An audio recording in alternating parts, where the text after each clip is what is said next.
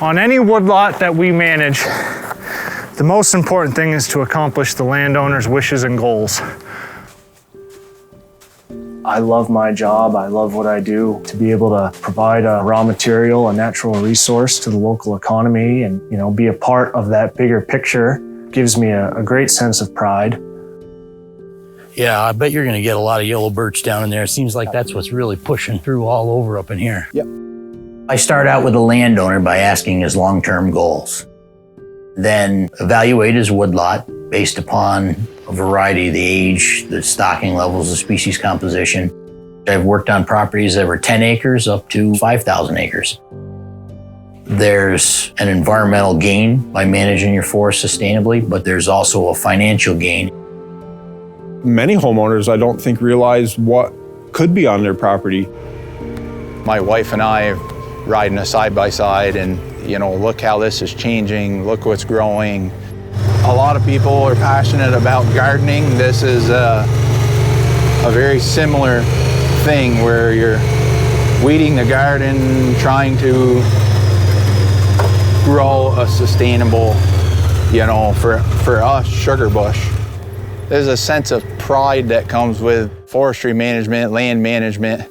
This has been years of work, installing roads, managing timber, just a labor of love.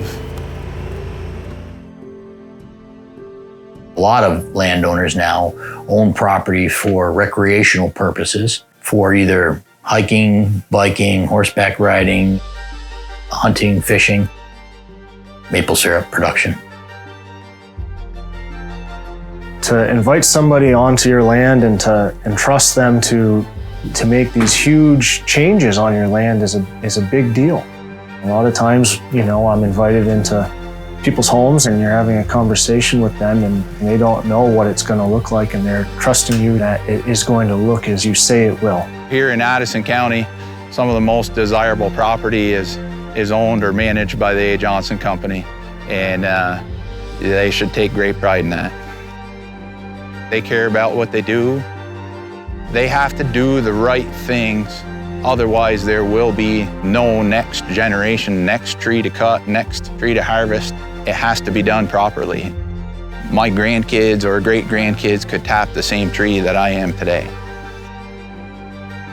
I had a relative that caretook some property, and many years ago they had all open hardwoods. Within 50 years it was all pine. I don't think she understood the value of the lumber that was there.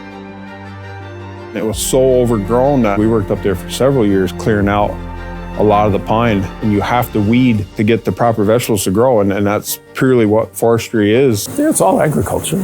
Yeah, it's just the things we farm are a little taller. It increased the value of the property tremendously. 20 years, it is now back to being a very nice open hardwoods property.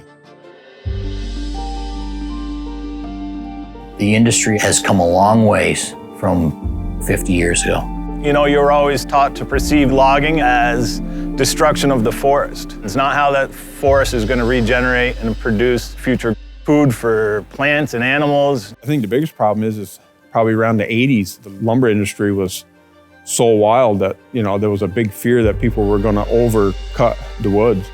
So sustainable forestry actually came along and saved that. It's a completely new kind of harvesting tactics that they're using now. It's called silviculture, the art and science of harvesting trees and growing trees. There's more forest here than there's been in the last 100 years. The landscape was 80% open space, 20% forest land. We're now 78% forest land, 22% open space.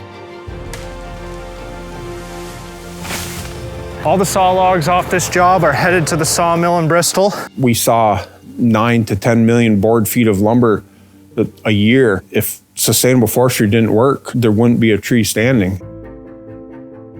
Loggers, they're a very straight up group of people who are extremely independent, hardworking. I've grown over the years to have a lot of respect for forestry because they're thinking about the long-term growth of the health of the forest. If you go in and do it right, you can go back in 10 years.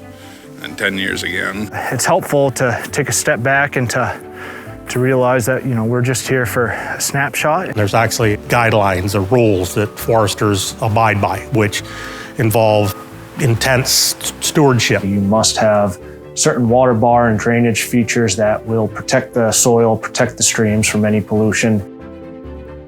If you own any amount of land, I don't see the downfall at all of having a forester come on your property and at least give you some knowledge if it's a free service. Every forest owner could benefit from forest management. A lot of people don't do that. The A. Johnson Company's been doing that on their company land for 100 years. Years and years. Andrew was one of the first people that promoted sustainable forestry in this area. It doesn't get depleted. It's a glorious thing. Locally grown timber makes a renewable product that's used everywhere. If we can be good stewards of the land and manage it to our best abilities and contribute to the economy, that can be a good thing. There's no way a company stays around for 100 years without doing things right. And my reputation is, how good is that lumber? We made that. We're going to be proud of it. You know, my name's on that lumber.